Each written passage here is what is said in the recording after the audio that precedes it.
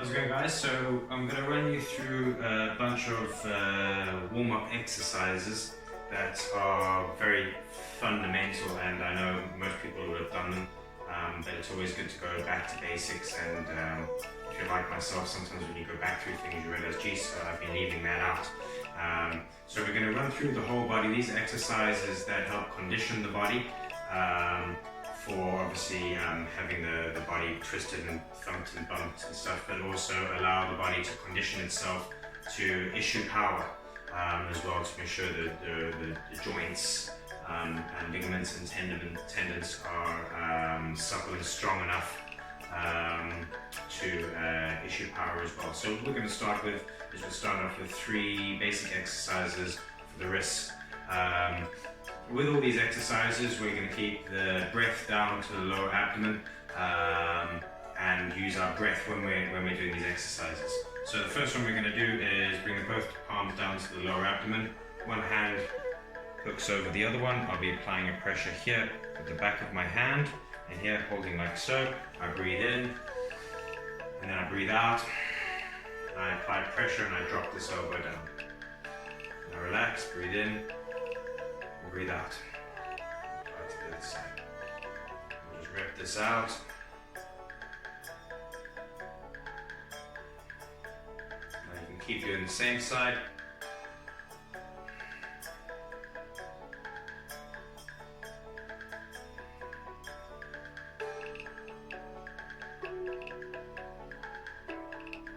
Whether you hold the wrist this way or you hold it this way, depends on the technique that you're using. Okay, so they're important factors in actual chin-out techniques. The next one, we're going to bring the palms up in front. I'm going to grab around the thumb area with my fingers, this hand here, breathing in and then breathing out, twisting, extending, breathing out.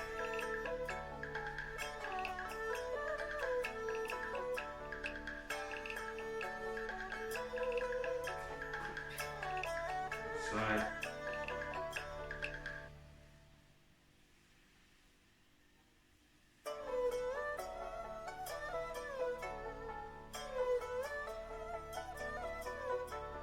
Good. And then the last one, palm facing down, grasping here and then top, like so.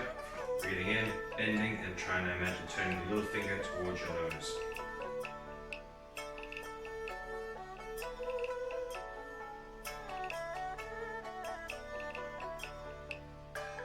Side.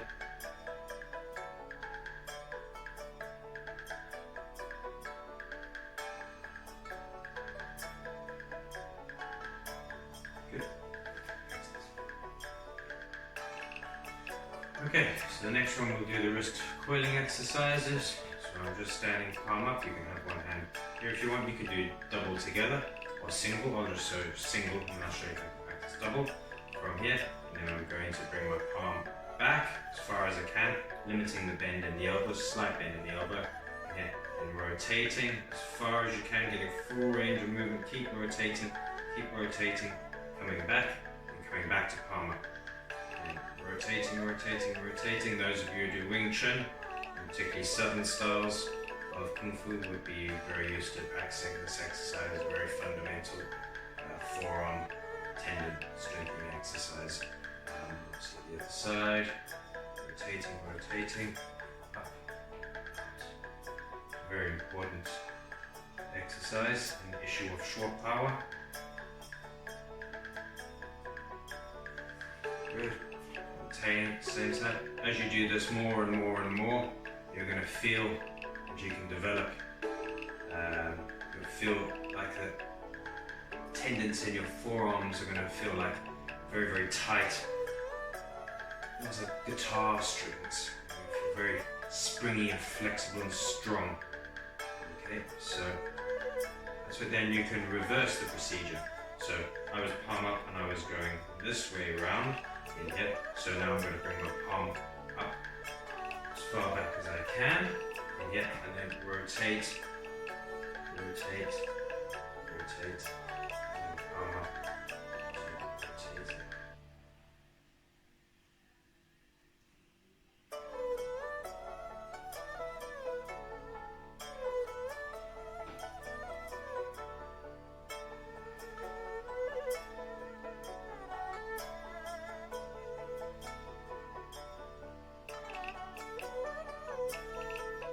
those who do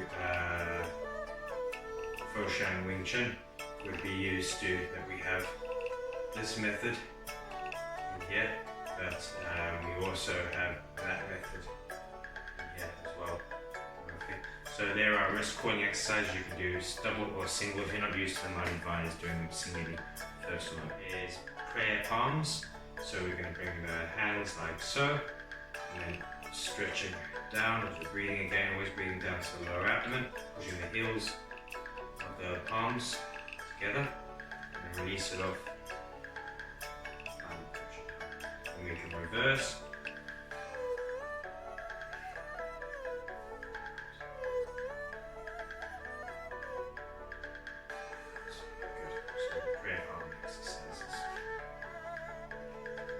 Okay, so the next one is the Hammerlock. This will be loads of fun for me because I'm still suffering from a shoulder injury from a grappling match I did in January. Got a bit of a tear on my rotator cuff and into my bicep, so I'll do my best. I hope that I'll be able to demonstrate on one side, on the other side, and get the idea. So I'm going to bring one hand, a Hammerlock. I'm going to bring it back. I like to, when I bring the hand back, just kind of walk it up the arm. Then get your other hand and grasp hands, okay, into that position there, and that's the Hammerlock position here, and then just stretch it out, look up to the ceiling. A nice stretch that I like from here is to come down onto your knees, and then bring your opposite elbow, touch the ground, and then come back up and release it out. If you're like me with the shoulder now, most people are going to have one hand that struggles. I'm going to really struggle with this side. Then you can just use something which I'm going to have to do. So I'll use a tea towel in here, and I'll just throw it over, get hold of it in here, and then just gently start to work it up like that. And this side is slowly getting better from the injury. You know, if we say 2-3 weeks ago, I wasn't even able to put my arm behind my back like this. So, you know, if you are very tight and you're struggling, it will get better because even with an injury, it's starting to get a little bit better. So that's the Hammerlock exercise. So quick, give that a go. Okay, the next ones are rolling the shoulders. So we'll just bring our hands on our hips and just roll the shoulders back 10 times backwards, 10 times forwards. Excellent. Then I like to do from here, I'll stay this way, just bring the hands up and then roll the shoulders up. So you see like the scapula is lifting in here, then sink it back down and forward. So shoulders come off the scapula, come back, sink down, and roll. Then reverse, stay up and then out. So I don't know how the vision will be from behind. Up, sink.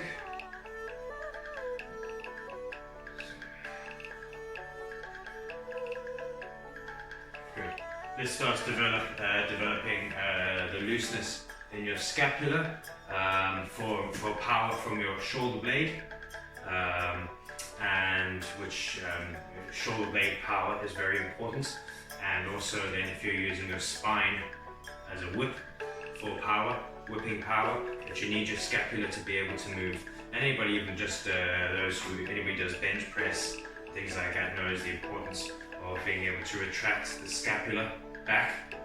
So what we call scap push-ups. So if you're struggling, you can come down with that. If you're very tight in this area, you're in this position here, you lock your elbows, and then you just get the scapula moving a bit. You must have movement in the scapula here. Okay, it's very, very, very important for generation of power. So rolling the shoulders and some scapular mobility. So the next ones is the twisting of the arms. You need to focus on the arm, like in Bagua Zhang, the Bagua system, and often in Chinese martial arts, when they refer to the palm, Zhang, often people think palm is just the palm, but actually we often refer to the whole arm, clear up to the shoulder. back here is often when people say the gua, people either think the hips or they think the inguinal groove, but this is the whole area here. You're not just your hips or your waist or your gua. So your whole arm, okay, is very important. So when we're doing this, I'm rotating clear up to my shoulders. I'm not just turning the palms, I'm turning from here, and I'm not trying to turn from my palms, I'm actually trying to turn from here. So if I had a stick, I either twist the stick from here, and that's going to make the end rotate, or I twist it from here, and that makes that rotate. I want to focus from twisting it from the core of the body, okay? Any of you do Chen Tai Chi or any of the internal forms generating Fa Jing, you will have come across these types of exercises surely in your Jiban Gong or your Tao or your actual forms. So I'm going to bend here, I'm going to imagine the hands tio, like extending down in here, and then I'm going to rotate and open.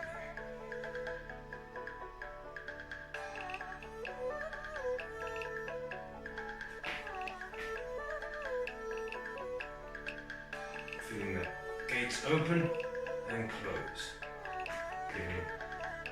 Open and close. Often in the chin form, the old chin form, you open up, the gua, open. Good. You're really feeling that twist, okay, but from the core, okay, so the arm twisting exercises. Okay, so the next one's a forward and back bending. So from here, we can start off with the feet just about shoulder width apart. I'm going to interlock my hands and I'm going to stretch them above my head, okay? From this position here, you don't have to worry, I know I'm out of camera, but from here, I'm going to bend at the waist.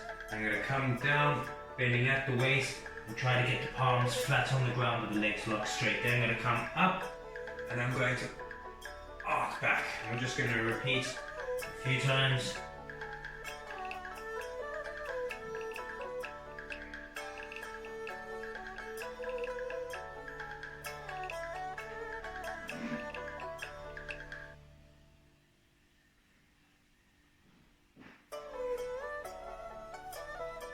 Okay, next one here is we're going to keep the feet to sustain. We're going to turn the waist. Okay, try not to let the knee drop in. Turn the waist, so we're really having to turn from here and then stretch over and down to the side. And up, rotate, and up and over to the other side. You can see I need this one. Should be touching the ground. On me.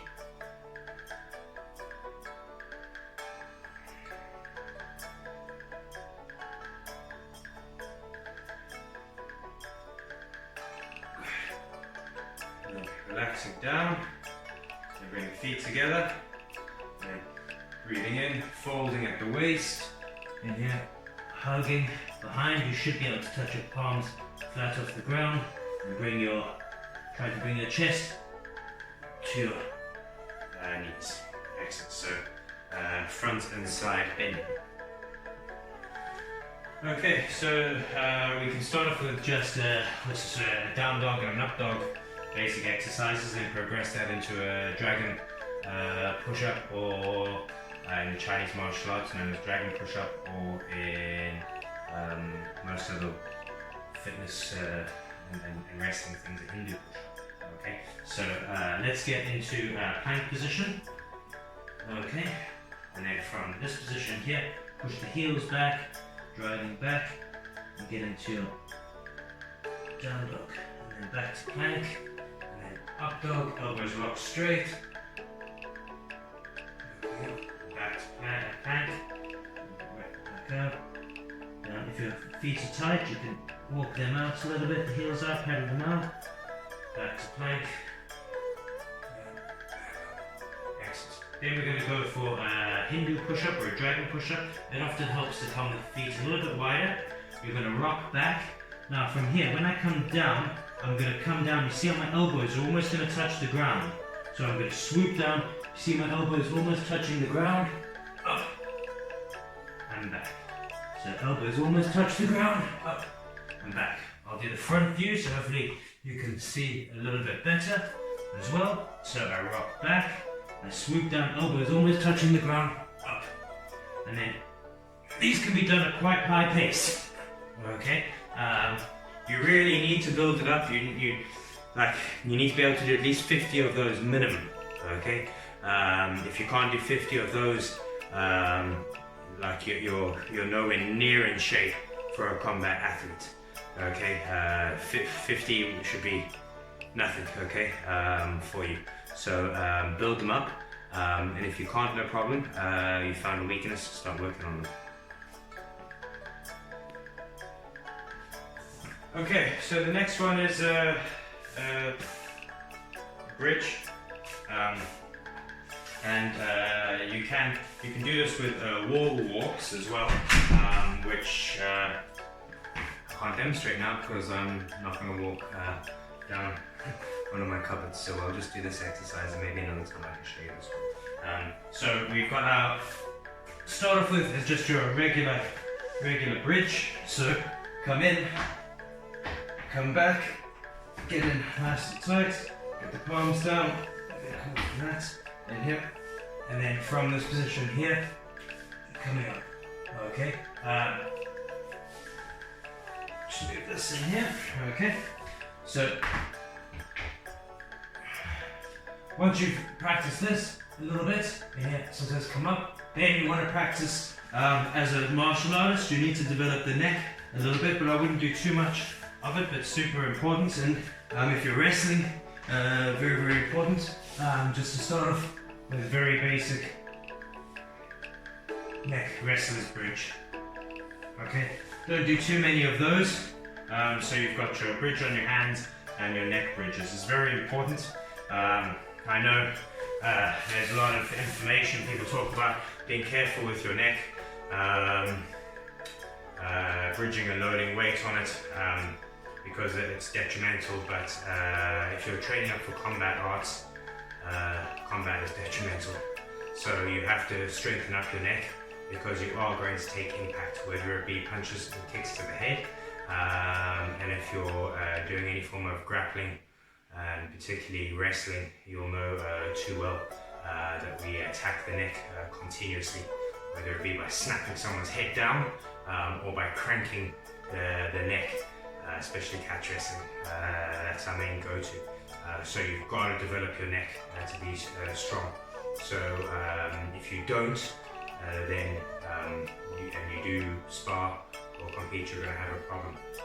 So you must strengthen your neck. If you don't want to strengthen your neck because you have neck injuries and things like that, I would advise against it, of course. But then obviously you shouldn't be, probably won't be doing any form of combat training, because combat training will be even more detrimental to your neck than the actual control exercises.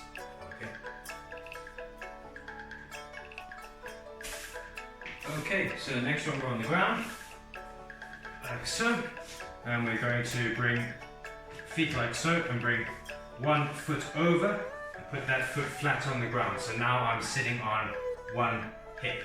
From sitting on this one hip, I'm going to bring these two palms over and go to touch my nose off the ground. That should be okay. Then you try to do the same the other side. I'm not going to be moving much with this one, but I have seen people get very, very low on this side. The main thing is you have to try to keep this foot flat, so you can't rock over. So I keep this flat here, and I try to stretch over to that other side. And then obviously we repeat to the other side. So I bring this foot in, bring that foot down, so I'm on one hip, and then bring these two palms and over,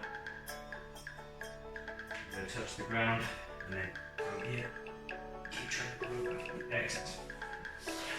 Great, so the cross-leg position. Okay, next one is the horse stance squat position. So we want to get your horse stance position, so it's kind of like a squat position, but what's important in this is that your feet are dead straight, no turning out, and the feet are dead flat. Okay, from here. Then from here we're going to use the thumb and index finger to squat down and wrap around and grab your Achilles tendons. And here, as I squat down in here, and I use my elbows to push my arms out, I straighten out. This is also a fantastic exercise for those who have trouble locking the arms straight. In here, you can come around, and instead of using this part of my hand here, I'm going to bring my palm to the outside in here, and then as I squat down, my leg locks and puts pressure onto the joint. So I've got pressure here, and with the leg pushing into it there, so it helps there start to straighten up your arms. If you have no problem, in here you just hold on, and you push the knees out, and then just squats a little bit up and down. What we're looking for is that. Yeah, so the whole squat, whole stance squat position. Excellent. Okay, the next one is our bow and arrow and nose touch. Okay, so I take a bow step in here. Okay, and then from this position here, I'm not to bring this heel off. I have to try to keep this foot flat and try to bring your nose towards your toes. Good. Obviously, if you bring your heel off the ground, you'll be able to make it. So we're not going to. So from here, we're going to keep that foot flat on the ground, stretch around in here, and then keeping that foot flat in here, try and stretch down and get as far as you can. Good. Excellent. Okay, the next one's going to be a bow step stance again. And what we're going to do from this bow step, front leg, back foot flat, it's a hip opener basically. So when I come down, I'm going to have both palms on this in the center, in here, this foot in line, in here, and then from this position here, I'm going to open up and hold. Then from keeping this position here, I'll do it from the side. So in here, the hip opener, I'm down, a hip open, then I keep the weight on this leg in here and try to come back and touch your head off your knee with keeping that leg bent. Then we do the same the other side. So I come here, two palms on the inside, open up that knee, open, and I keep this leg bent, and I reach back and try to touch the head off the knee, keeping that leg bent. Excellent. Okay, so the next exercise is rolling and pressing the dantian. The dantian is a very important source of power. It's your center of gravity, and it's the place from which you issue power as well. So we can have the palms on the dantian, and then from here I'm going to focus on bend my knees, my head stays still, I make as far a circle as I can, and then once I get back to the central plane, I just press the dantian, and then circle around. Once I get back to the central plane, I just press the dantian.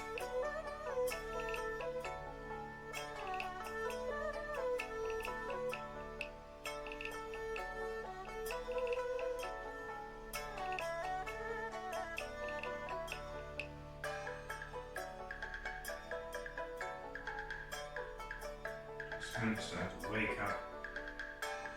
Dantian, focusing on the head being still and the hips moving.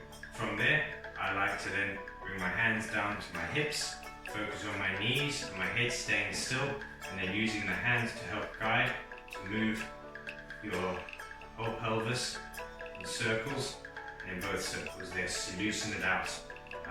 If you're very tight in your sacrum, areas like that, you'll find it very hard when you start moving, everything will move. You need to be able to isolate your hips and move them without too much movement going on elsewhere. So some hip rotations. Okay, so here's some like arm sways. So we're going to stand with your feet together, a little bit of a gap if you need for balance. Open up, arms above your head, lean back, and just move side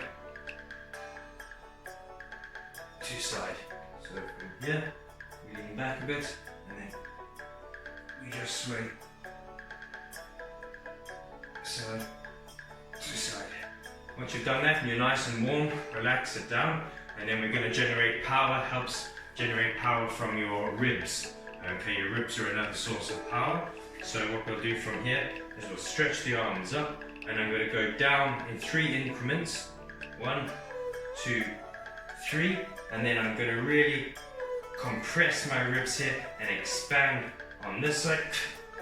And 1, 2, 3. 1, 2, 3. 1, 2, 3. 1, 2, 3. 1, 2, 3. Good. So very, very simple exercise. Make sure you've done the warm-up exercises first. Start getting used to generating power with your ribs. which is a very important source of power as well. Okay, I hope I'll have enough space for this next one. This is a very cowboy Bible, the toe in and toe out positions, okay? Most styles have them. Obviously they're very important in Bagwazang because they allow a person to turn a person's corner, they say, to move around the person. So these are some important stretches for your gua. So what we'll do here is, if I'm standing in this position, say a pigeon toe stance, I'm going to take a step forward in one line, so it's almost like I'm in a T step, and I'm going to get this foot to point this way completely. I'm going to bring my weight forward, and then I'm going to try to turn against, trying to bring this hip back. Okay. Sometimes I like to use this hand just to press on the knee, just to make sure it doesn't move. Okay, great. Then I can just straighten this leg up. I can move this one forward, toeing in as far as I can in here, and then turning my waist against it. Okay, you can feel the tension. So that's the toe in. The toe out. Okay, equally I step forward, one foot is facing forward, so if I use this line in the kitchen here, I take a step forward and I get this foot as far as I can to this side, and then from here I'm going to try to turn my hips this way, that I don't allow the knee to move. Then I step, get that foot that way, and move this way against it. Okay, so this opens the hips out and teaches you to be able to step with your toe in, toe out. Okay, so nicely, if you need a little bit of length of the room, you just keep moving up and down the room with that exercise. Okay, let's hope I've got room for this one. So leg circling.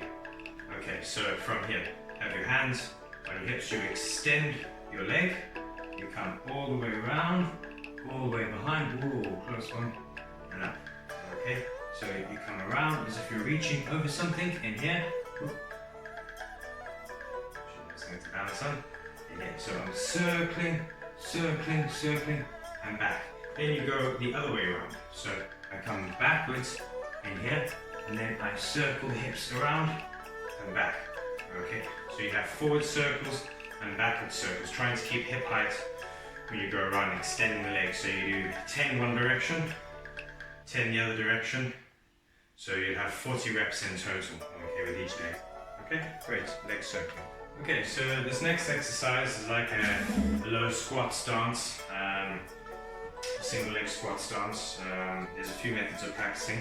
So from here, it's nice to first of all come down into your squat position in here, and then get your position in here, and then we're going to bring our weight to one side. The main thing is the knee stays on the outside in here, grasping the two feet, and then squatting down, trying to keep the feet parallel. Okay, once I get that position here, try to grab hold in here, get down low, okay, to the other side, squatting down, grabbing hold, okay, good, excellent, okay. Then a practice method for this is I keep my feet facing forward, okay, I come to twisting, and I really twist, you see my feet stay facing forward. So I come here and I twist my upper body waist, and I do a block to this side here. And then I squat down and I pull this hand back and I bring this hand back to my head. Then I transfer my weight, feet still facing forward. I turn my waist and I block the midline. Okay, this hand's a fist, and then I turn the waist and I chop down. And I come up and chop down. Then we can go from here. I bring my right palm, spear, spear, spear, quill under, run down, up. So those of you who know Bagua will be used to this exercise. Okay, you see how I'm not letting my feet move, I'm keeping them facing forward. So it's really difficult for my waist. So when I bring this palm, this hip goes forward. When I bring this one, oh jeez, real difficult to bring the hip because that foot isn't turning. So I'm going to have to really turn, and then hip goes with it. And then coil under, my palm runs down my body, I sink, run down my body, and up. Ooh, excellent. So some people call it coiled snake exercises. Okay, so the next exercise is the floating back stance, or the 7-star stance with your touching the foot. So let's say we're in this position here. This foot is bent, and this foot is locked straight. So the first thing is I bend at the waist, and I grab hold of the foot, and I just slowly try to bring my head or my chest to my knee. Then you try to bring your knee to your chest. Then you want to bring your opposite elbow to your foot. There, okay, and then you try and aim for your foot, your nose off your foot. Okay. I bring my elbow to the foot. I've never brought my nose to it, but it can be done. So we stretch.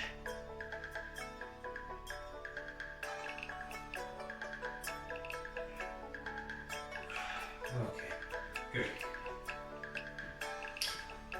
Okay guys, and the last exercise is the teacup surfing, obviously made famous from Bagwadzang system. So literally it's idea of holding teacup on your hand and not spilling the water. So I'm going to stand, let's just say we stay in a regular stance.